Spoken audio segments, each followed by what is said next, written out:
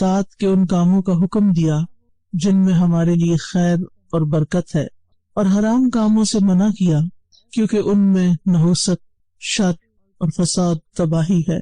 मैं अपने रब की हम बयान करती हूँ और उसका शुक्र अदा करती हूँ, उसकी उन नेमतों पर जिन्हें उसके सिवा कोई शुमार नहीं कर सकता, कोई गिन नहीं सकता, उन नेमतों पर भी जिन्हें हम जानते हैं और उन नेमतों पर भी जिन्हें हम जानते नहीं। हकीकत यह है कि हमारा रब ही शुक्र और तारीफ के लायक है। तारीफ का जज्बा इंसान के अंदर हर हाल में रहता है। जब भी वो किसी अच्छी चीज को देखता है तो उसकी तारीफ किए बगैर नहीं रहता, लेकिन सबसे ज्यादा तारीफ किसकी? वो जो खुद नजर नहीं आता, लेकिन बेशुमार निशानियां उसके वजूद पर दलालत करती हैं। चारों तरफ कायनात में फैली हुई निशानियां हमें बताती हैं कि हमारा रब वो है जिसने इन्हें पैदा किया, जिसने इन्हें हमारे लिए मुसख्खर किया, जिसने हमें इन सब चीजों से फायदा पहुंचाया। आज मैं इसी मौजू पर बात करूंगी कि फिर ऐसे रब से हमारा ताल्लुक कैसा होना चाहिए। हकीकत यह है कि इंसान को अल्लाह ताला ने इस तरीके पर पैदा किया है कि वो अपने रब की इबादत कर सके, सबसे बढ़कर अपने रब से मोहब्बत करे। लेकिन ये इंसान की कमजोरी है कि वो जाहिर में नजर आने वाली चीजों में उलझ के रह जाता है और अपने हकीकी रब को भूल जाता है और उसकी बेशुमार नेमतों को फरामोश कर देता है अपनी ही गफलत की वजह से ही। लेकिन चूंकि हम पैदा उसी के लिए किए गए हैं, इसलिए जब तक उसको नहीं पा लेते, उसको नहीं पहचान लेते, उससे मोहब्बत नहीं करते, उस वक्त तक हमारे अंदर का खला फिर भरा भी नहीं जाता है। हमारे अंदर की उदासी और तन्हाई और हमारे अंदर की बेचैनी और इस्तिराब भी खत्म नहीं होता। इसलिए बहुत जरूरी है ये बात कि हम अपने रब को पहचानें और उससे अपना ताल्लुक मजबूत करें, उसके आगे झुक जाएं और अपने कीमती तरीन जज्बात उसके लिए वक्फ कर दें। और जब तक हम ये नहीं करते, उस वक्त तक हमारी जिंदगी मुकम्मल नहीं होती। दुनिया में भी हम बेशुमार नेमतों से सही मानों में फायदा नहीं उठा सकते, और आखिरत की सबसे बड़ी नेमत और वो अल्लाह सुब्हानहू तआला का दीदार, उसका शौक जब तक दुनिया में नहीं होता है, वहां भी उसकी लज्जत नहीं पा सकते। लिहाजा बेहद जरूरी है कि हम अपने रब को पहचानें और उसकी इताअत उस हाल में करें कि वाकई वो हमसे राजी हो जाए। हमारा रब कौन है और खास तौर पर अंबिया अलैहिस्सलाम ने रब को कैसे पहचाना, उसके बारे में सूरत अश-शुअरा की आयत एक बेहतरीन तारुफ कराती हैं कि जो इब्राहिम अलैहिस्सलाम का अपने रब के साथ ताल्लुक था और जिस तरह वो अपने रब को पहचानते थे, बज़ाहिर देखने में बहुत ही सादा लफ्ज़ हैं, लेकिन एक हकीकी ताल्लुक को बयान करते हैं। यूं महसूस होता है कि ये उनके हकीकी जज्बात हैं, ये उनके अपने ही एहसासात हैं और ये उनके दिल की बातें हैं। वो कहते हैं, कौन है रब? अल्लज़ी खलक़नी फहुव यहदीनी, वो जिसने मुझे पैदा किया फिर वही मुझे राह दिखाता है। वल्लज़ी वो युतइमुनी व यस्क़ीनी, वही जो मुझे खिलाता और पिलाता है। व इज़ा मरिदतु फहुव यशफ़ीनी, और जब मैं बीमार होता हूँ तो वही मुझे शिफा देता है। वल्लज़ी युमीतुनी सुम्मा युहयीनी, वही जो मुझे मौत देगा फिर मुझे जिंदा करेगा। वल्लज़ी अतमउ अन यग़फ़िर ली ख़तीअती यौमद्दीन, और वो जिससे मैं तमा रखता हूँ कि वो जज़ा के दिन मेरी खता बख्श देगा। रब्बि हबली हुक्मन व अलहिक़नी बिस्सालिहीन, ऐ मेरे रब मुझे हुक्म अता कर और मुझे नेक लोगों के साथ मिला। वजअलनी लिसान सिद्क़िन फ़िल आख़िरीन, और पीछे आने वालों में मेरे लिए सच्ची नामवरी रख। वजअलनी मिन वरसति जन्नतिन नईम, और मुझे जन्नत नईम के वारिसों में शामिल कर ले। यह है इब्राहिम अलैहिस्सलाम जो अपने रब के साथ अपने ताल्लुक को कुछ यूं बयान करते हैं। मैं और आप सोचें कि क्या हम जब कुछ खा रहे होते हैं, जब कुछ पी रहे होते हैं, जब बीमारी से सेहतयाब हो रहे होते हैं, तो क्या हमारे दिल के भी यही जज्बात होते हैं कि ये मेरा रब है जो मुझे पिला रहा है, ये मेरा रब है जो मुझे खिला रहा है, ये मेरा रब है जिसने मेरी ये सारी जरूरियात पूरी की है। यानी हम में से हर शख्स ये सोचे कि रब के साथ पर्सनल लेवल पर मेरा ताल्लुक कैसा है, कि जो मेरे और मेरे रब के दरमियान ही एक राज है जिसका इजहार मैं अपने रब के सामने ही करती रहती हूँ, जिसको मैं दिल ही दिल में याद करती रहती हूँ, जो हर मौके पर मुझे याद रहता है, ہر نعمت کے پانے پر مجھے اسی کا خیال آتا ہے، اور مجھے زندگی میں جو کچھ ملا ہے میں سب کچھ اسی سے منسوب کرتی ہوں کہ یہ مجھے میرے رب نے عطا کیا ہے، کیونکہ رب کے ساتھ ہر شخص کا اپنے طور پر ایک تعلق ہونا، ایک پرسنل لیول پر تعلق ہونا بہت ضروری ہے۔ ہمارا رب اگرچہ سارے جہانوں کا رب ہے، اللہ خالق کل شیء، ہر چیز کو وہی پیدا کرنے والا ہے، وہی خالق ہے، وہی مالک ہے، وہی اس پوری کائنات کی تدبیر کر رہا ہے، اس کا نظام چلا رہا ہے، سارے امور اسی کی طرف لوٹتے ہیں، ساری مخلوق کو پیدا کرنے کے بعد اس کی رہنمائی بھی اسی نے کی ہے۔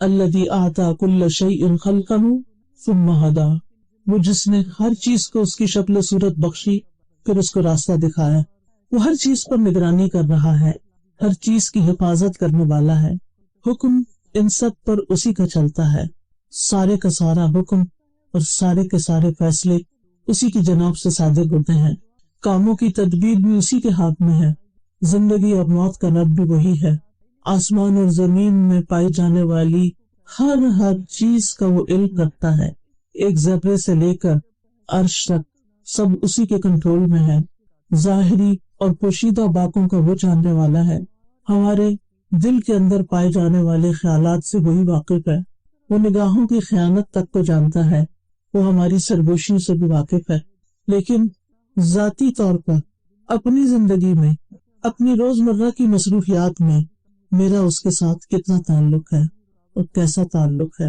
میرے اوقات اس کی یاد میں کس طرح بسر ہوتے ہیں اور وہ یاد بھی کیسی ہوتی ہے، اور خاص طور پر نماز کے وقت ہماری نماز میں، ہماری عبادت میں، ہماری تلاوت میں اس کی یاد کا کتنا حصہ ہوتا ہے۔ وہ فرماتا ہے اقم الصلاۃ لذکری، نماز میری یاد کے لیے قائم کرو، لیکن ہم نماز میں کیا کرتے ہیں؟ نماز کا اصل مقصد تو اس سے ملاقات ہے، اس کی عبادت کا اظہار ہے، اس کی یاد ہے، جو عملی شکل میں ہم اس کے سامنے کھڑے ہو کر کرتے ہیں، لیکن افسوس یہ کہ ہماری نماز بھی اس کی یاد سے خالی ہوتی۔ جب ہم قرآن پڑھ رہے ہوتے ہیں تو یہ دیکھ رہے ہوتے ہیں کہ کتنے صفحے باقی ہیں، نماز کے وقت یہ سوچ رہے ہوتے ہیں کہ کتنی رکعتیں اب باقی رہ گئی ہیں، یعنی ہم ہر چیز کو انجوائے کر رہے ہیں، ہر چیز کے پیچھے جا رہے ہیں، طرح طرح کی چیزوں کی محبت میں گرفتار ہیں، لیکن جس نے سب کچھ دیا ہے اسی سے غافل ہے۔ تو رب کی عبادت کے لیے اس کی معرفت بے حد ضروری ہے، اس کی پہچان ضروری ہے، اور سب سے بڑھ کر یہ کہ وہ ایک ہے اور اس جیسا کوئی نہیں۔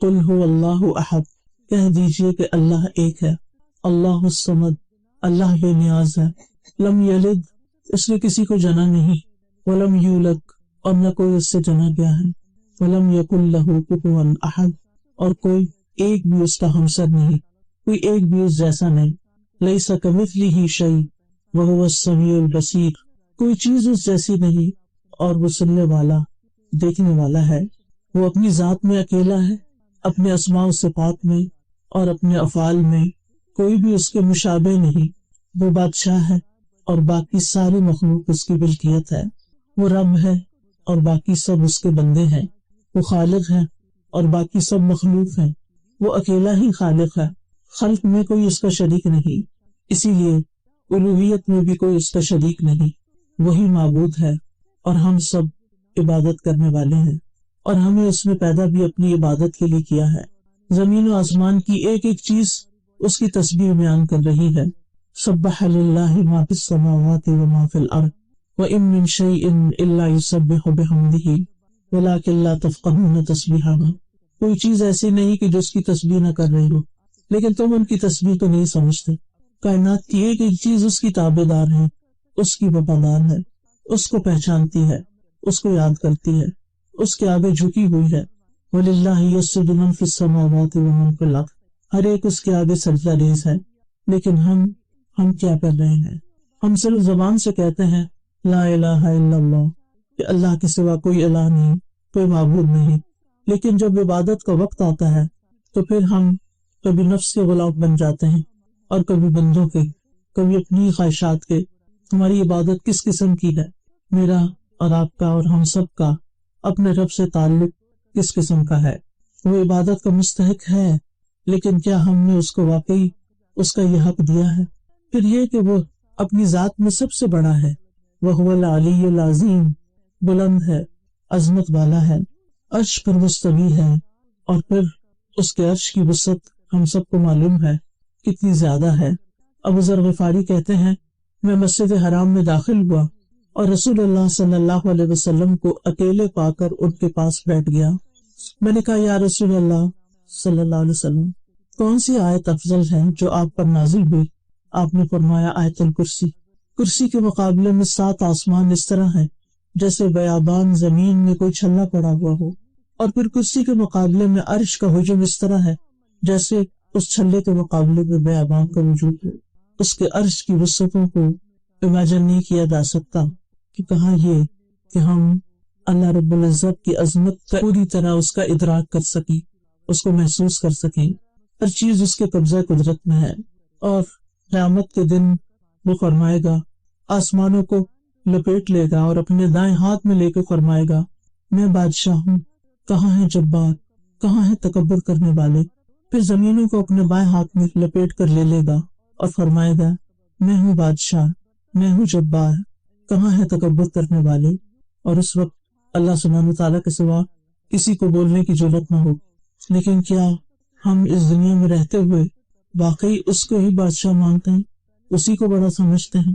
حقیقت میں طاقتور وہی ہے، باقی سب کمزور ہیں۔ صاحب قدرت وہی ہے، باقی سب بے بس ہیں۔ سب سے بڑا وہی ہے، اس کے سوا سب چھوٹے ہیں۔ وہ بے نیاز اور غنی ہے اور سب اس کے محتاج ہیں۔ وہ طاقتور ہے، اس کے سوا باقی سب ذلیل اور کمزور ہیں۔ وہی معبود برحق ہے، اس کے سوا جو بھی کوئی معبود ہونے کا دعویٰ کرے یا جسے کوئی معبود سمجھے وہ سب کے سب باطل ہیں۔ دنیا میں اگر کوئی طاقتور ہمیں نظر آتا ہے تو اس کو بھی اسی نے پیدا کیا ہے۔ آج دنیا میں اگر کسی کے پاس اختیار ہے کسی بھی قسم کا، چھوٹا یا بڑا، تو اس کو وہ اختیار دینے والا اور اس کو پیدا کرنے والا بھی وہی ہے۔ لیکن ان ساری قوتوں اور ان ساری صفات کے باوجود وہ ارحم الراحمین بھی ہے اور مالک یوم الدین بھی ہے، نہایت رحم فرمانے والا ہے۔ لیکن انسانوں کو بدلہ بھی خود دے گا، جو بھی وہ اس کے ساتھ دنیا میں معاملہ کر کے جائیں گے۔ دنیا میں رزق بھی وہی ہمیں دیتا ہے، اور آخرت میں جنت اور جہنم میں ڈالنے کا فیصلہ بھی اسی کا ہوگا۔ بے مثال صفات والا ہے، ہر چیز سے پہلے ہے اور سب سے آخر میں بھی وہی ہے۔ هو الاول والآخر والظاہر والباطن، ہر چیز پر وہی غالب ہے اور ہر چیز کے پیچھے وہ باطن ہے، ہر چیز کو وہ جاننے والا ہے۔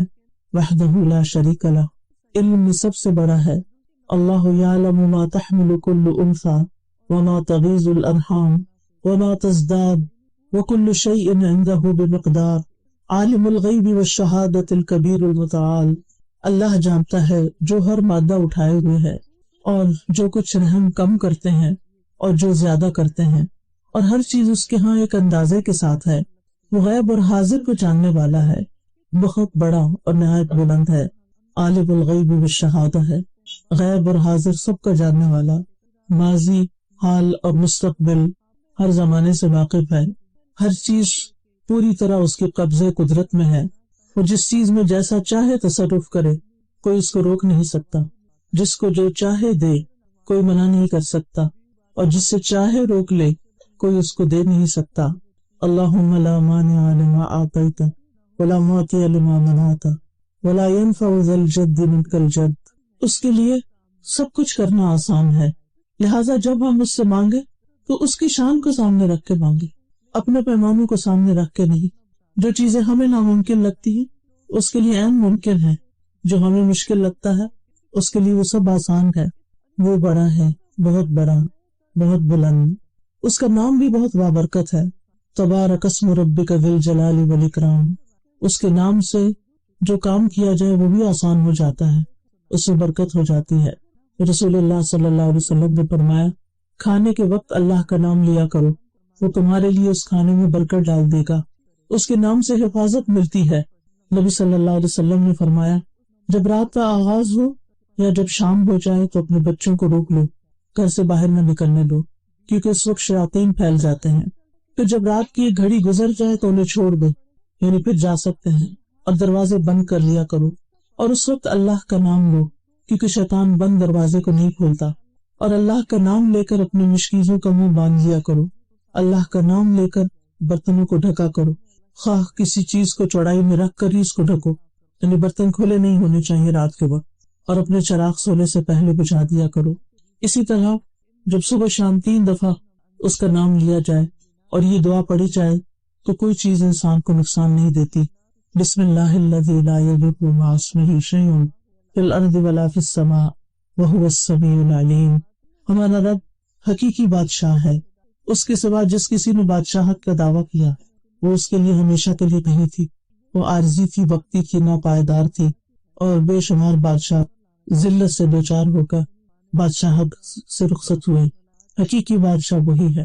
اللہم مالک الملک تؤتی الملک من تشاء وتنزع الملک ممن تشاء وتعز من تشاء وتذل من تشاء بیدک الخیر انک علی کل شیء قدیر۔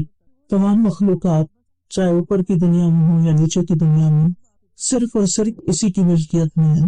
سورج، چاند، ستارے، راگ، دن، فرشتے، انسانوں کی روحیں، جن، پرندے، جانور، جمادات، نباتات، سمندر، نہریں، بادل، پانی، مٹی، پہاڑ، ہوائیں اور دیگر تمام چیزیں جن کو شمار نہیں کیا جا سکتا یا ان سے ہم واقف بھی نہیں، وہ ساری کی ساری اس کی ملکیت میں ہے، اور ان سے ہم جو بھی فائدہ اٹھا رہے ہیں اس کے اذن سے اٹھا رہے ہیں، اور وہ ان تمام چیزوں کو اکیلے ہی اون کرتا ہے، اس کا ان میں کوئی بھی شریک نہیں ہے، اور بغیر کسی رکاوٹ کے اپنی مرضی کے ساتھ انہیں چلاتا ہے۔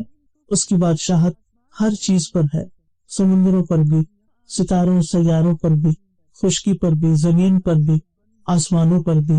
مخلوقات میں سے کوئی ایک بھی ایسا نہیں کہ جو اس کے دائرۂ اختیار سے باہر ہو یا اس کے اختیارات میں کسی قسم کی کوئی بھی شراکت رکھتا ہو۔ تو سارے خزانوں کا بھی مالک ہے۔ وَإِن مِّن شَيْءٍ إِلَّا عِندَنَا خَزَائِنُهُ، کوئی بھی چیز نہیں مگر اس کے کئی خزانے ہمارے پاس ہیں۔ وَلِلَّهِ خَزَائِنُ السَّمَاوَاتِ وَالْأَرْضِ، آسمانوں اور زمین کے سارے خزانے اسی کے پاس ہیں۔ اگر تمام انسان، اولین و آخرین، جن و انس، ایک چتیل میدان میں کھڑے ہو کر اللہ تعالیٰ سے مانگنے لگے اور اللہ تعالیٰ ان کو وہ سب کچھ عطا کر دے جو وہ مانگ رہے ہیں، تو بھی اس کے خزانوں میں کوئی کمی واقع نہیں ہوگی، مگر جتنی سمندر میں سوئی ڈال کے نکالنے سے پانی میں کمی واقع ہوتی ہے، یعنی نتھنگ، کچھ بھی کمی نہیں۔ وہی پریشانیوں کو دور کرنے والا ہے، وہی بیماریوں کو دور کرنے والا ہے، وہی دکھوں کو دور کرنے والا ہے، بندوں کی تمام ضروریات وہی پوری کرتا ہے۔ لہٰذا دکھ ہو یا ضرورت ہو، اسی کی طرف رجوع کرنے کی ضرورت ہے۔ جب ہم اسے پکارتے ہیں تو ہماری پکار سنتا ہے۔ وَإِذَا سَأَلَكَ عِبَادِي عَنِّي فَإِنِّي قَرِيبٌ أُجِيبُ دَعْوَةَ الدَّاعِ إِذَا دَعَانِ، اور جب میرے بندے تجھ سے میرے بارے میں سوال کرے تو بے شک میں قریب ہوں، میں پکارنے والے کی دعا قبول کرتا ہوں جب وہ مجھے پکارتا ہے۔ یعنی اللہ تعالیٰ سنتا ہے اور دعائیں قبول کرتا ہے۔ وہ بڑے حیا والا ہے، اسے اس بات سے حیا آتی ہے کہ اس کا بندہ اس کے سامنے ہاتھ پھیلائے اور وہ ان ہاتھوں کو خالی لوٹا دے۔ وہی بندوں کا فقر دور کرنے والا ہے۔ رسول اللہ صلی اللہ علیہ وسلم نے فرمایا، جسے انتہائی شدید حاجت آ پڑے، کوئی ضرورت ہو، کسی چیز میں ڈیسپریٹ ہو کہ اس کا یہ کام نکل آئے اور وہ اسے لوگوں پر پیش کر دے تو اس کی حاجت دور نہیں ہوگی، اور جس نے اسے اللہ پر پیش کیا، وہ سیدھا اللہ ہی کی طرف گیا تو انقریب اللہ تعالیٰ اسے بے نیاز کر دے گا، اس کی ضرورت پوری کر دے گا۔ یا تو جلد ہی اسے موت آ جائے گی یا پھر جلد ہی غنی ہو جائے گا، پھر وہ بندوں کے بہت قریب بھی ہے اور قابل تعریف ہے، اس لیے کہ وہ رب العالمین ہے۔ الحمدللہ رب العالمین، دنیا اور آخرت میں اسی کی تعریف ہے، صبح اور شام اسی کی تعریف ہے۔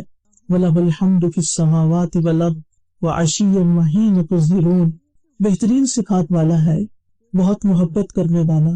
وَهُوَ الْغَفُورُ الْوَدُودُ ذُو الْعَرْشِ الْمَجِيدُ، وہی ہے جو بے حد بخشنے والا، نہایت محبت کرنے والا ہے، عرش کا مالک ہے، بڑی شان والا ہے، وسیع رحمت والا ہے۔ اس کی رحمت اس کے غضب پر حاوی ہے، جو اس سے معافی چاہتا ہے اس کو معاف کر دیتا ہے، جو بخشش مانگتا ہے اس کو بخش دیتا ہے۔ شیطان نے کہا تھا، میرے رب مجھے تیری عزت کی قسم، میں تیرے بندوں کو اس وقت تک گمراہ کرتا رہوں گا جب تک ان کے جسم میں روح رہے گی، اور رب نے فرمایا تھا، مجھے اپنی عزت و جلال کی قسم، جب تک وہ مجھ سے معافی مانگتے رہیں گے میں بھی انہیں معاف کرتا رہوں گا۔ اس لیے کبھی بھی رب کی رحمت سے مایوس نہیں ہونا چاہیے، وہ گناہوں کا معاف کرنے والا ہے۔ اگر کوئی شرک نہ کرے تو باقی تمام گناہوں کو وہ معاف کر دے گا، کبیرہ گناہوں کے باوجود بخش دینے والا ہے۔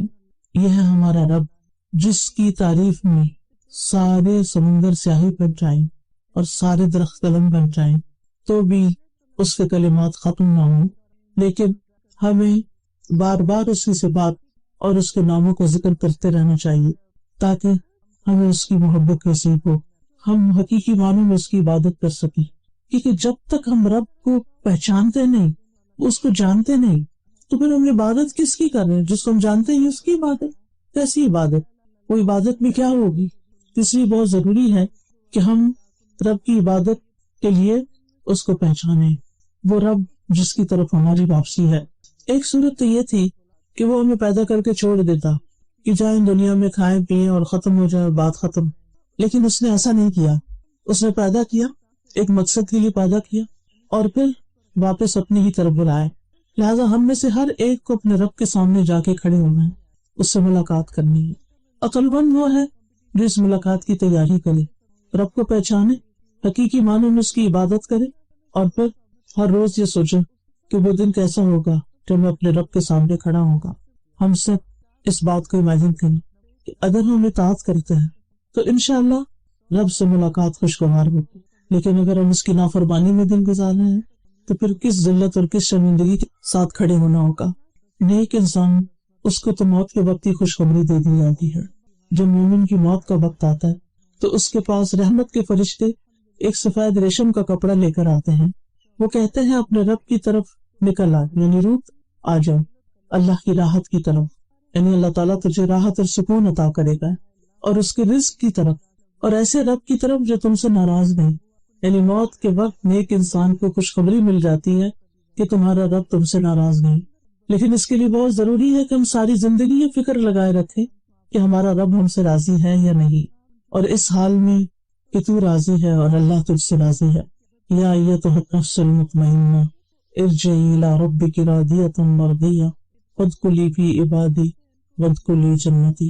لیکن آج ہم اس دنیا میں ہوتے ہوئے، دنیا میں اور دنیا فانی جس کو کہتے ہیں، اس میں اتنے مشغول ہیں، اتنے محو ہیں، اور اسی کے غم میں بھولے جا رہے ہیں کہ ہمیں یہ بھول ہی گیا ہے کہ ایک دن ہمیں اپنے رب کے سامنے جا کر کھڑے ہونا۔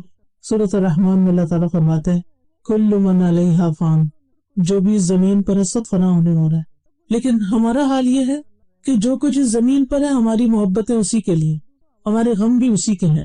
اور وَيَبْقَى وَجْهُ رَبِّكَ ذُو الْجَلَالِ وَالْإِكْرَامِ، تیرے رب کا چہرہ باقی رہے گا جو بڑی شان اور عزت والا ہے، یعنی اس کے دیدار، اور وہ جو باقی رہنے والا اس کی طرف ہماری توجہ کب ہے۔ ہم سب اپنے دلوں کا جائزہ لیں، ہم سب اپنا اپنا محاسبہ کریں کہ میرے دل میں سب سے زیادہ کون سی چیز آتی ہے، سب سے زیادہ مجھے کس چیز کا خیال آتا ہے، سب سے زیادہ مجھے کس چیز کی پریشانی۔ اللہ سبحانہ تعالیٰ بڑا غیرت والا ہے، جب بندہ اللہ سے بڑھ کر کسی بھی چیز سے محبت کرتا ہے اللہ تعالیٰ بندے کو اسی چیز سے توڑتا ہے، اسی چیز کے غم میں مبتلا کر دیتا ہے، اسی چیز کے لیے پریشان کر دیتا ہے۔ اسی لیے الا ان اولیاء اللہ لا خوف علیہم ولا هم یحزنون، لیکن ہمیں یہ بات سمجھ میں نہیں آتی کیونکہ ہم نے اللہ کا ولی ہونے کا کبھی سوچا ہی نہیں کہ ہم سب چیزوں سے بڑھ کر اللہ ہی سے محبت کرنے والے ہیں۔ اور یہ حقیقت ہے کہ جب انسان کا اللہ کے توکل ہو جاتا ہے، وہ اللہ کو پہچان لیتا ہے اور دوسری طرف اس دنیا کی حقیقت کو بھی پہچان لیتا ہے، تو پھر دنیا کے غم ہلکے ہو جاتے ہیں، اور کچھ لوگوں کے تو بالکل ہی ختم ہو جاتا ہے، کیونکہ انہیں پتا ہے کہ دنیا اپنے سارے مسائل کے ساتھ ایک دن اپنے اینڈ کو پہنچے گی، لیکن صرف باقی رہنے والی چیز تو ہمارا نبی ہے۔ اس لیے اس کو راضی کرنے کی فکر کرنی چاہیے، اس کی طرف توجہ کی فکر چاہیے، اس سے محبت کرنی چاہیے، اس کو بنا لینا چاہیے، کیونکہ وہ دنیا میں ہی وقت ہے، مرنے کے بعد یہ نہیں ہو سکے گا۔ تو رب سے اس کی عبادت، اس ایمان میں اس کی محبت بھی شامل اور اس کا خوف بھی شامل۔ جب عبادت میں محبت اور خوف دونوں چیزیں شامل ہو جاتی تو عبادت کا لطف ہی کچھ اور ہو جاتا ہے۔ لیکن جب عبادت صرف ایک ریچول سمجھ کر اور ایک صرف مجبوری سمجھ کر کی جاتی ہے کہ نہ کی تو پکڑ ہو جائے گی، نماز قضا کر دی تو بس سزا مل جائے گی، تو پھر اس نماز سے انسان لذت نہیں پاتا، کیوں نبی صلی اللہ علیہ وسلم فرماتے تھے اقیم الصلاۃ یا بلال ارحنا بلال، بلال نماز قائم کرو اور ہمیں اس سے راحت پہنچا کہ جب رب سے ملاقات کریں گے، رب کے آگے کھڑے ہوں گے تو ساری باتیں بھول جائیں گے، دنیا کے غم بھول جائیں گے۔ لیکن ہمارا حال یہ ہے کہ ہم نے اپنے دلوں میں دنیا کو اتنی جگہ دے رکھی ہے کہ رب کے سامنے کھڑے ہو کر بھی اسی طرف دھیان رہتا ہے، دنیا کے غم یاد آتے رہتے ہیں۔ رب کے لیے نہیں روتے، رب کی محبت میں نہیں روتے نماز میں، رب کے سامنے جا کر دنیا کی محبت میں روتے، جو بذات خود نماز میں خلل ڈالنے والی چیز ہے۔ تو اس کے ساتھ کسی کو شریک نہیں کرنا، نہ محبت میں۔ ابن قیم کہتے ہیں کہ جان لے کہ بندے کو اس بات کی ضرورت اور حاجت ہے کہ وہ اکیلے اللہ کی عبادت کرے، اس کے ساتھ کسی کو شریک نہ کرے، نہ محبت میں، نہ خوف میں، نہ امید میں، نہ توکل میں، نہ اللہ کے لیے عمل کرنے میں، نہ اس کی قسم کھانے میں، نہ اس کے نام کی نظر ماننے میں، نہ اس کی فرما برداری کرنے میں، اور نہ ہی اس کے لیے عاجزی اور انکساری کرنے میں، یعنی ویسی کسی اور کے لیے ہونی نہیں چاہیے۔ پھر یہ کہ اس عبادت پر ثابت قدمی اختیار کرنا، اور پھر یہ کہ اس کی عبادت کے لیے باقاعدہ وقت نکالنا۔ یعنی ایک یہ ہے کہ دن کا ٹائم ٹیبل آپ بنائیں، نمازوں کا وقت نکال کر باقی چیزوں کو سیٹ کریں۔ ایک صورت یہ ہے کہ دن کی پلاننگ کرتے ہوئے پہلے نمازوں کے اوقات متعین کرنا کہ کس وقت کون سی نماز پڑھنی ہے، اور پھر اس کے بعد آج کے اہم کام کون سے ہیں وہ کس وقت کرنے، یا تو ان سے پہلے ہو یا ان کے بعد ہو۔ نماز کے وقت بعض اوقات کوئی پروگرام رکھ دیا جائے، بعض اوقات کوئی میٹنگ رکھ دی جائے، بعض اوقات کسی کو ملنے کا ٹائم دے دیا جائے، حیرت ہوتی ہے کہ یہ کیسے؟ پھر کیا ہوتا ہے؟ نہ نماز کی طرف توجہ اور نہ کام کی طرف توجہ، ادھورے کام، نہ نماز کا لطف اٹھایا اور نہ کسی کام کا لطف اٹھایا۔ تو رب کی عبادت کے لیے وقت نکالنا اور رب کی عبادت کو پرائرٹی پر رکھنا۔ پھر جو ہماری عبادات ہیں جس میں نماز روزہ وغیرہ شامل ہے وہ اپنی جگہ، لیکن اس کے ساتھ ساتھ یعنی صرف اسی کو کافی نہ سمجھنا، کثرت سے رب کو یاد کرنا، صرف زبان سے نہیں دل سے بھی، ہر سچویشن میں، ہر موقع پر پہلے اس کو یاد کرنا۔ یعنی کوئی مشکل، کوئی غم، کوئی دکھ آیا تو یہ نہیں کہ سب کے نمبر ملا لیے، جب کوئی نہیں تو پھر کہا یا اللہ تو میری مدد کر، نہیں، پہلے اس کی طرف متوجہ، پہلے اس سے دعا۔ اور ہم دیکھیں کہ اس سے سرگوشی کرنے میں، اس سے مانگنے میں، اس کی طرف توجہ کرنے میں کتنا وقت لگتا ہے، کتنی دیر لگتی۔ وہ تو ہر وقت سنتا ہے، بندے ہر وقت نہیں سنتے، دن ہو، رات ہو، پانی میں ہو، آپ آسمان میں ہو، زمین میں ہو، آسانی میں ہو، مشکل ہو، ہر وقت سنتا۔ لا تأخذہ سنۃ ولا نوم، اس کو نہ نیند آتی ہے نہ اونگ آتی، لہٰذا سب سے پہلے اس کی طرف متوجہ۔ مشکل پیش آنے پر اس کو یاد کریں، اس کا ذکر کریں، اور عبادت میں خوبصورتی اس احساس کے ساتھ لائیں کہ گویا ہم اسے دیکھ رہے ہیں، اور اگر یہ نہیں تو وہ تو ہمیں دیکھ رہا ہے۔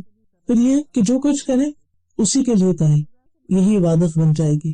یعنی ہر چیز عبادت، ہر قول اور فعل عبادت بن جاتا ہے جب اللہ کے لیے کیا جاتا ہے، خالصتاً اسی کے لیے اور اس کی پسند کے مطابق۔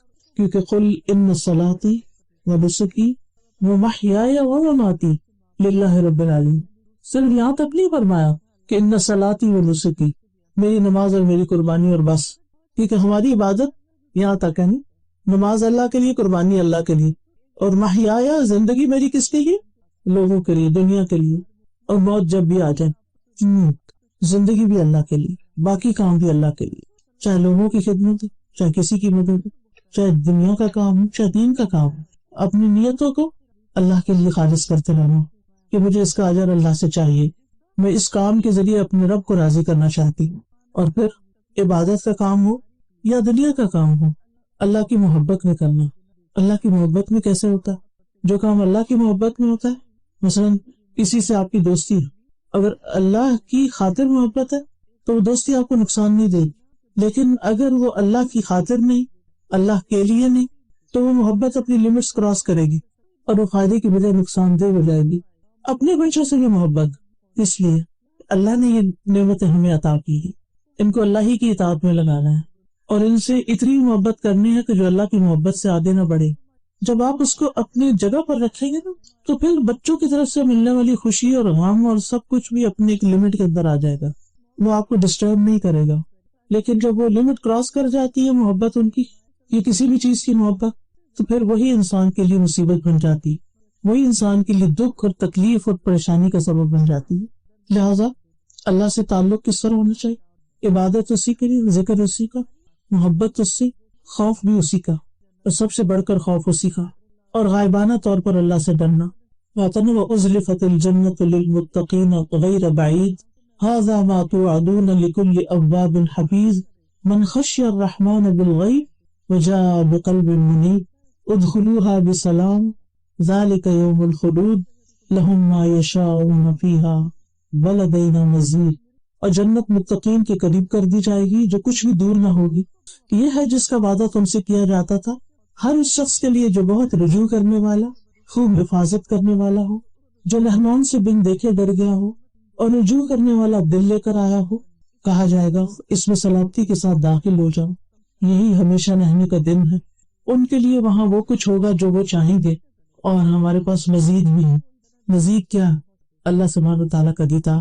پھر ہر موقع پر اللہ سے ڈرنی، یعنی خوشی کا موقع ہو، غم کا موقع ہو، کچھ خریدنے کا ہو، کچھ بیچنے کا ہو، کیونکہ ان معاملات میں ہم عموماً اللہ تعالیٰ کو بلا دیتے ہیں، اسی لیے ہمارے خرید و فروخت میں اسراف بھی ہوتا ہے، ہم نافرمانی کی چیزیں بھی کرنے لگتے ہیں اور ہمیں کچھ فکر بھی نہیں ہوتی۔ ہم کہتے ہیں ہم نے نماز بڑی اچھی سی پڑھ لی، ہم تو تہجد بھی پڑھتے ہیں، ہم تو حجاب بھی کرتے ہیں، ہم تو صدقہ خیرات بھی کرتے ہیں، لیکن جو معاملات آتے ہیں تو ان میں دھوکہ دہی یا فریب یا ان باقی چیزوں کے بارے میں نہیں سوچتے۔ تو جو اللہ کی محبت میں جیتے ہیں وہ اللہ کے بندوں کو نقصان بھی نہیں دیتے، وہ کسی پہ ظلم نہیں کرتے، وہ اپنے آپ پہ بھی نہیں کرتے، وہ اس کے ہر حکم کو لیتے ہیں۔ یا ایھا الذین آمنوا ادخلوا فی السلم کافۃ، اے لوگ جو ایمان لائے دین میں پورے کے پورے داخل، اور اس کی منہیات جن چیزوں سے اس نے روکا ہے اس سے بھی بچتے ہیں، جو فرائض اس نے عائد کیے ان کو ادا کرتے ہیں اور دل کی خوشی سے پورے کرتے ہیں، یعنی صرف ایک مجبوری سے نہیں، بہترین طریقے سے اللہ کی عبادت کرتے ہیں۔ اور اس میں آپ دیکھیں کہ نبی صلی اللہ علیہ وسلم نے حضرت معاذ بن جبل کا ہاتھ پکڑا اور فرمایا اے معاذ میں تم سے محبت کرتا ہے۔ حضرت معاذ کہتے ہیں میں نے عرض کیا اللہ کے رسول میں بھی آپ سے محبت کرتا ہوں، تو رسول اللہ صلی اللہ علیہ وسلم نے فرمایا تم پابندی سے ہر نماز میں یہ دعا مانگا کرو، رب اعنی علی ذکرک و شکرک و حسن عبادتک، کیونکہ جب بندے کو بطور رزق اچھی عبادت کی توفیق دے دی جاتی ہے تو اس کا سینہ کھل جاتا ہے، دل مطمئن ہو جاتا ہے اور وہ عبادت کی لذت پا لیتا ہے، اور یہ اللہ کی مدد سے ہی ہوتا ہے۔ اس لیے ہر نماز کے بعد ایسا کرنا ضروری ہے۔ اور پھر آپ دیکھیے نبی صلی اللہ علیہ وسلم حضرت معاذ سے محبت کا اظہار کرتے ہیں، اور یہ محبت اللہ کی خاطر تھی، اسی لیے نماز کے بعد کی دعا ساتھ سکھائی کہ جب انسان کسی سے اللہ کی خاطر محبت کرتا ہے تو پھر وہاں صرف دنیا کی باتیں نہیں ہوتی، وہ ایک دوسرے کی خیرخواہی کے کام بھی کرتا ہے، اور پھر جب عبادت صحیح ہو جاتی ہے نا تو بہت سی مصیبتیں اور بہت سی تکلیفیں اور بہت سی پریشانیاں خود بہت دور ہونے لگتی ہیں، کیونکہ دل میں یا تو آپ اللہ کی محبت اور اس کا لطف پائیں گے، یا اگر وہ نہیں تو پھر دنیا کی پریشانیاں ہوں گی۔ جب آپ عبادت کا حق ادا کرتے ہیں، اس پر استقامت اختیار کرتے ہیں، تو دنیا اور آخرت دونوں کی درستگی ہو جاتی، لیکن یہ چیز ہے مشکل، اس کے لیے مسلسل کوشش کرنی پڑتی، یہ کام صبر کا محتاج ہے، کیونکہ مسلسل جب انسان اللہ تعالیٰ کی فرما برداری کرتا ہے اور دل سے کرتا ہے تو اللہ تعالیٰ ضرور اس کی پھر مدد بھی فرماتا ہے۔ اور پھر یہ سب کچھ اس صورت میں ہوتا ہے جب انسان کا وحی الہی کے ساتھ ایک گہرا تعلق، یعنی قرآن و سنت کے ساتھ علم حاصل کرنے میں اس کی مشغولیت، یعنی کچھ بھی ہو، زندگی کے بہت سے کام ہوتے ہیں لیکن علم کے ساتھ اپنا رشتہ جوڑے رکھے۔ اور پھر جب انسان علم کے ساتھ رشتہ جوڑتا ہے تو انسان کے ذہن کو وسعت ملتی ہے، انسان کا سینہ روشن ہوتا ہے، اس کو شرح صدر نصیب ہوتا ہے، لہذا قدرتی طور پر وہ کچھ بھی کرنا ہوتا ہے تو اس کا دل اللہ کے ساتھ مشغول ہوتا ہے، اللہ کی طرف متوجہ ہوتا ہے، اور خاص طور پر نماز کے وقت۔ اور پھر نماز کے بعد وہ سمجھتا ہے کہ واقعی اس نے اللہ سے ملاقات کی ہے، نماز اس کی آنکھوں کی ٹھنڈک بن جاتی ہے، جیسے نبی صلی اللہ علیہ وسلم نے فرمایا وَجُعِلَتْ قُرَّةُ عَيْنِي فِي الصَّلَاةِ، میری آنکھوں کی ٹھنڈک نماز میں رکھ دی گئی۔ اور پھر انسان جب اللہ کے سامنے کھڑا بھی ہوتا ہے تو کھڑا ہونا اس کو لطف دیتا ہے، وہ رکوع میں جاتا ہے تو رکوع اس کو لطف دیتا ہے، سجدے میں جاتا ہے تو اس کو کل محسوس کرتا ہے، اللہ کی عظمت کو محسوس کرتا ہے کہ یار بڑا تو تو ہے، میں تو بہت چھوٹا ہوں۔ تو حسن عبادت کے لیے ضروری ہے اللہ کی معرفت، عبادت کی حکمت کو محسوس کرنا، یعنی عبادت کیوں فرض کی گئی اور یہ خاص قسم کی عبادت کس لیے ہے۔ اور تیسری چیز جو فائدہ دیتی انسان کو، صحبت صالح۔ ابراہیم علیہ السلام نے جب رب کا تعارف کرایا اور رب سے دعا کی تو ان دعاؤں میں کیا مانگا؟ وَأَلْحِقْنِي بِالصَّالِحِينَ، کیونکہ انسان ان کیفیات کو ایک مخالف ماحول میں مینٹین نہیں کر پاتا.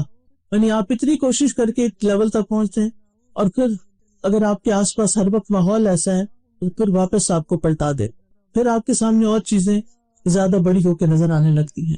تو اس لیے نیک لوگوں سے دوستی, صالح لوگوں سے دوستی, ان کی مجلس میں بیٹھنا اور پھر ایسے کاموں سے بچنا جن سے رب ناراض ہوتا ہے, ایسے الفاظ بھی ادا نہیں کرنا جو رب کی ناراضگی کو باعث بنتے ہیں, اپنی ہر حاجت کو اللہ کے سامنے رکھنا, اپنی ہر تمنا, اپنی ہر خواہش اس کے سامنے رکھنا, اس کے آگے گڑ گڑانا, پریشانی میں اسی کی طرف رجوع کرنا, ہر کام میں اسی سے مدد مانگنا, چھوٹی چھوٹی چیزوں میں.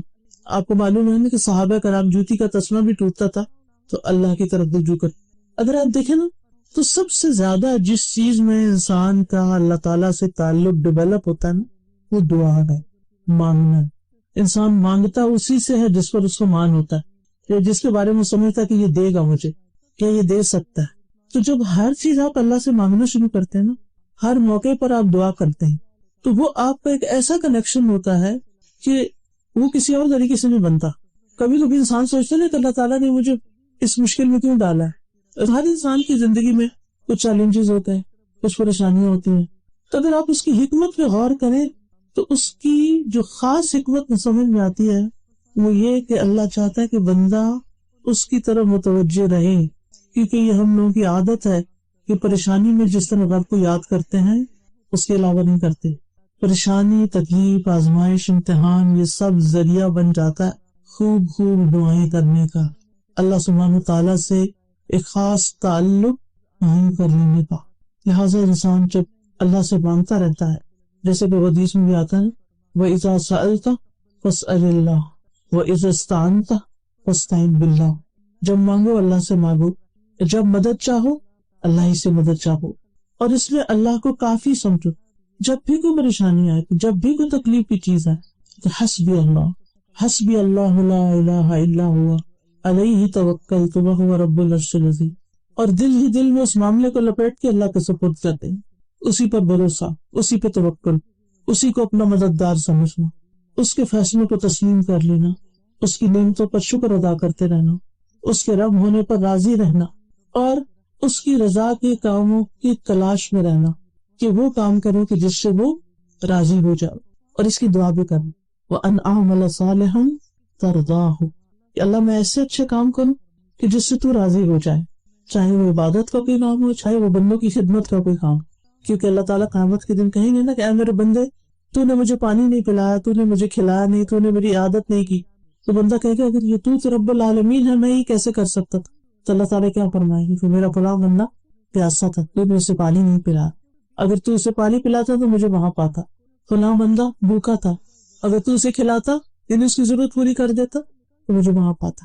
تو اللہ کی خاطر جو بندوں کی ضروریات انسان پوری کرتا ہے, یہ بھی اللہ سبحانہ تعالیٰ کے ساتھ ایک گہرے تعلق کا باعث بنتا ہے. اور پھر من احب للہ وابغض للہ وآتى للہ ومنع للہ فقد استکمل الایمان. محبت کرے تو اللہ کے لیے, کسی سے بغض رکھے تو اللہ کے لیے, کسی کو کچھ دے تو اللہ کے لیے, کسی سے کچھ روکے تو اللہ کے لیے. جب ہر چیز اللہ کے لیے ہو جائے تو پھر ایمان مکمل ہو جاتا ہے. صبر بھی اللہ ہی کی خاطر کہ اس کا اجر مجھے اللہ سے لینا. غصہ بھی اللہ کی خاطر پی جانا. حدیث میں آتا ہے اللہ کے نزدیک غصے کے اس گھونٹ سے زیادہ افضل گھونٹ کسی بندے نے کبھی نہ پیا ہوگا جو وہ اللہ کا چہرہ حاصل کرنے کے لیے پیتا ہے. اللہ کی خاطر معاف کر دینا, یعنی اللہ سے جزا پانے کے لیے. حدیث میں آتا ہے جو شخص کسی ظلم پر ظالم کو صرف اللہ کا چہرہ چاہنے کے لیے معاف کرتا ہے, اللہ تعالیٰ اس کی عزت میں اضافہ فرما دیتا ہے. پھر اسی طرح آپس کے اختلافات میں اللہ کی طرف رجوع کرنا. پھر اللہ تعالیٰ کا ادب بھی, کیونکہ جب ہم ہر بات اللہ سے کرنے لگتے ہیں تو بعض اوقات ادب کے دائرے سے نکلنے لگتے ہیں, تو اس سے بھی بچنا ہے. اللہ کو پکارنے میں ادب, ادعوا ربکم تضرعا وخفیا انہ لا یحب المعتدین. تم اپنے رب کو عاجزی سے اور چپ کے پکارا کرو, وہ حد سے بڑھنے والوں کو پسند نہیں کرتا. ابن قیم کہتے ہیں اللہ کے ساتھ ادب اس طرح ہوگا کہ وہ ظاہری اور باطنی حرکات کو اللہ کے ساتھ اچھے قرب اور اچھی مصاحبت کے ساتھ واقع کرے, جیسا کہ اللہ کی تعظیم, بڑائی اور اللہ سے حیا کا حق ہے. پھر اللہ تعالیٰ کے نام کی تعظیم, پھر اس کے احکامات کو خوش دلی سے قبول کرنا, ان پر اعتراض نہ کرنا. یہ کیوں آیا ہے, ایسا حکم کیوں ہے, یہ تو بڑا مشکل ہے, یہ آج کے دور میں نہیں ہو سکتا. اس طرح کی زبان استعمال نہیں کرنا. اور بعض اوقات انسان صاف انکار کر دیتا میں تو نہیں یہ کر سکتا، یا ان پر عمل کرنے سے تکبر کرتا ہے، یا ان پر عمل کرنے سے سستی کا مظاہرہ کرتا. جب انسان کے اندر اللہ کی محبت ہوتی ہے اور اللہ کے لیے کچھ کرنا ہوتا ہے تو انسان کے دل میں یہ یقین ہوتا ہے اللہ سب سے بڑا ہے، لہٰذا میں اس کے لیے کوئی کام کر رہا ہوں تو کیا مشکل ہے، مجھے اس سے جزا چاہیے. پھر سارے لوگوں کی نظریں چھوٹی ہو جاتی ہیں کہ لوگ کیا کہیں گے. جب تک لوگ ہماری نگاہوں میں بڑے رہتے ہیں تو پھر ہم بہت سے احکامات پر عمل ہی نہیں کرتے کہ لوگ کیا کہیں گے. لیکن جب اللہ ہمارے سامنے بڑا ہو جاتا ہے، ہماری زندگی میں وہ سب سے بڑا ہو جاتا ہے، تو پھر ہمیں کچھ بھی کرنے میں مشکل نہیں ہوتا کہ ہم اس کے لیے کر رہے ہیں اور وہ ہمیں دیکھ رہا ہے. پھر یہ ہے کہ اللہ سبحانہ تعالیٰ کے ساتھ ادب کا ایک تقاضا یہ بھی ہے کہ اس سے کبھی بدگمان نہ ہو، اس سے کبھی مایوس نہ ہو، کبھی اس کو الزام نہ دے، پھر بغیر علم کے اللہ کی طرف کوئی بات منسوب نہ کریں کہ اللہ تعالیٰ یہ کرتا ہے، اللہ تعالیٰ یہ کہتا ہے، اللہ تعالیٰ فرماتا ہے اور کہیں نہ فرمایا ہو. یہ سخت بڑا جھوٹ ہے، یہ کبیرہ گناہ سے بھی بڑا گناہ ہے، اکبر الکبائر میں سے ہے.